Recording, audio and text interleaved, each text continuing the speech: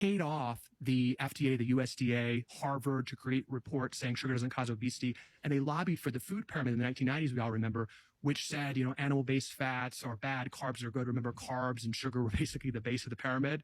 So the American diet, because of that, because we trust our medical institutions, which they know, we shifted our diet significantly to ultra-processed food. It was very intentional, the food pyramid. That was a ultra-processed food marketing document. An ultra-processed food marketing document. Let me show you the food pyramid.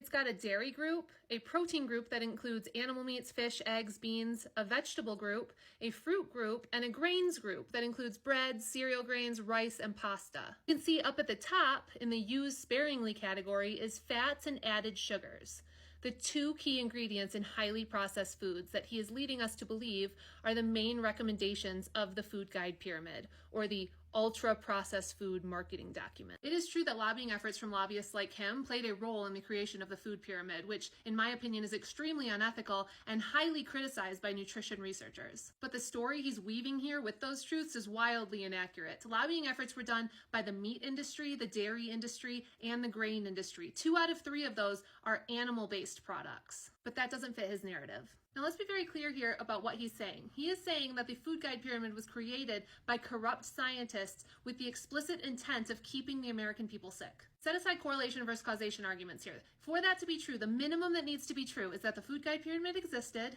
people followed the food guide pyramid recommendations, and people became sicker. That's the minimum. So what's true? The food guide pyramid existed and lifestyle-related disease rates increased. Okay, those 2 things are true. What about the third one? Studies that from around the time they got rid of the food guide pyramid showed that over 90% of people under the age of 70 didn't follow dietary patterns recommended by the food pyramid. Nearly everyone did not meet recommendations for nutrient-rich food groups, and over 90% of people exceeded discretionary calorie allowances, largely from highly processed foods. In fact, the adoption of recommendations from the food pyramid at that time was so bad that nutrition researchers called it an abysmal failure and ultimately discontinued its use in favor of something called MyPlate because they thought it would be more intuitive and easier to educate people so that they would adopt the eating habits that were recommended. So what does it mean when someone uses the food pyramid as an example of a tool that the United States government is using to keep us sick? But that person misleads us about what was actually in the food guide pyramid, and no one actually followed the recommendations put forth by the food pyramid.